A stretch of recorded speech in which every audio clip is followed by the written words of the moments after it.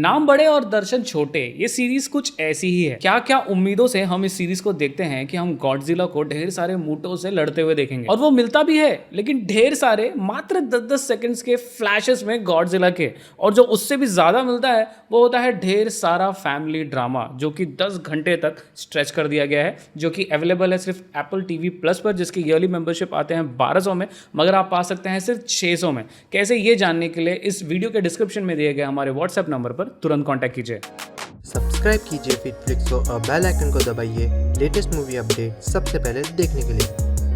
Monarch legacy of monsters season 1 release हुई Apple TV plus पर 16 नवंबर 2023 को। इसका सीजन 1 रिलीज हुआ एप्पल टीवी प्लस पर टॉर्चर मोड में, यानी कि एक एपिसोड हर हफ्ते में। अनफॉर्चुनेटली ये सीरीज, जैसा कि हम सभी जानते हैं, एप्पल टीवी प्लस के हार्डली ही कोई सीरीज या ऑलमोस्ट ना के बराबर सीरीज हिंदी में डब होते हैं, तो ये सीरीज भी सिर्फ इसकी ओरिजिनल इंग्लिश लैंग्वेज में अवेलेबल है। वैसे सीजन 1 10 एपिसोड का है, हर एक एपिसोड लगभग 50 मिनट के हैं, तो ओवरऑल 8.5 से 9 घंटे में सीजन 1 को आप देख सकते हैं। सीरीज की स्टोरी फोकस करती है केट रैंडा पर, जो कि अपने पिता हिरोशी रैंडा को ढूंढने आ पहुंचती हैं जापान, जहां पर उन्हें अपने पिता के बारे में कुछ ज्यादा ही जानकारी मिल जाती है, जिसके साथ उन्हें यह भी पता चलता है कि वो एक मिस्टीरियस ऑर्गेनाइजेशन जिसका नाम मोनार्क है उसके लिए काम करते हैं, और अभी के लिए सबकी नजरों से दूर हैं। केट अब निकल पड़ती हैं ये जानने कि आखिर ये मोनार्क है क्या, और आखिर उनके पिता ने इस बात को उनसे छुपाया क्यों था। सो केट की इस जर्नी में हमें लगता है कि हम ढेर सारे मॉन्स्टर्स और उनके फाइट देखेंगे, बट अनफॉर्चुनेटली मिलता है तो बस ढेर सारा फैमिली सॉप अपेरा, जिसे एक्सप्लोर करती है ये सीरीज बहुत ही ज्यादा स्ट्रेच करके, जिसका नाम है monarch legacy of the monsters season 1।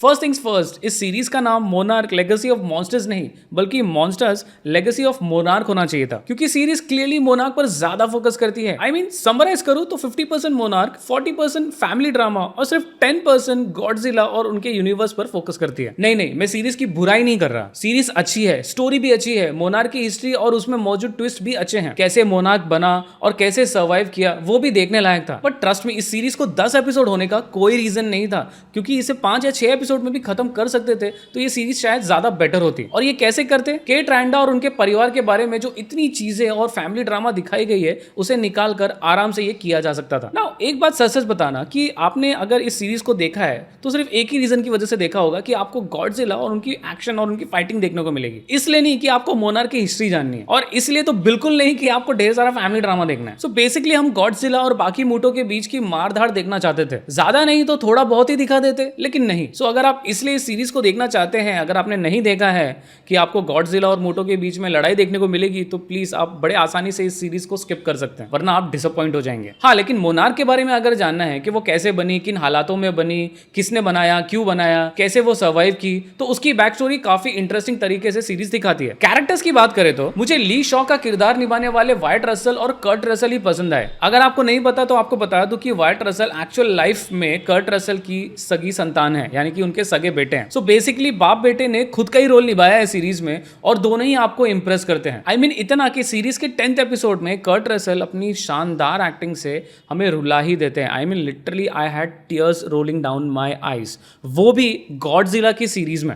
अब आप समझ ही गए होंगे कि किस लेवल का फैमिली ड्रामा ये सीरीज दिखाती है, मतलब इतना कि आप रो देते हैं। बाकी कैरेक्टर्स की बात करें तो केट रैंडा और केंटारो रैंडा आपको इरिटेट कर देंगे थ्रू आउट द सीरीज। मे हिविट क्यों सीरीज में थी, नो आइडिया, बट उन्होंने भी सबसे ज्यादा इरिटेट किया। केको रैंडा का किरदार निभाने वाली मारी यामामोटो का कैरेक्टर भी मुझे पसंद आया, बट उनको ज्यादा स्क्रीन टाइम नहीं मिला, मे बी सीजन 2 में मिले। सीजीआई की बात करें तो एप्पल टीवी प्लस पर सीरीज आई है भाई, और एप्पल हमेशा जाना जाता है कि वो हर एक चीजें टॉप नॉच लेवल पे बनाता है। सो सीजीआई में आपको कोई कंप्लेंट नहीं मिलेगी, टॉप नॉच मूवी में जैसे सीजीआई रहते हैं ठीक वैसे ही थे। गॉडजिला और बाकी मूटोस जो थोड़े देर के लिए दिखते हैं, एक बूंद पानी पिलाकर फिर प्यासा आपको छोड़कर चले जाते हैं। और जिन्होंने ये सीरीज देख ली है प्लीज मुझे बताएं, जो कि 10th एपिसोड देखने के बाद मुझे भी अभी तक नहीं पता चला कि ये हिरोशी रैंडा आखिर कर क्या रहे थे थ्रू आउट द सीरीज, क्योंकि पूरी सीरीज में हर कोई इन्हें ही ढूंढता रहता है, और लेकिन जब ये मिल जाते हैं, क्यों मिल जाते हैं, इनका क्या रोल होता है भाई, apart from one particular sequence. Last but not the least, Godzilla versus Kong में हमने ये तो देख लिया था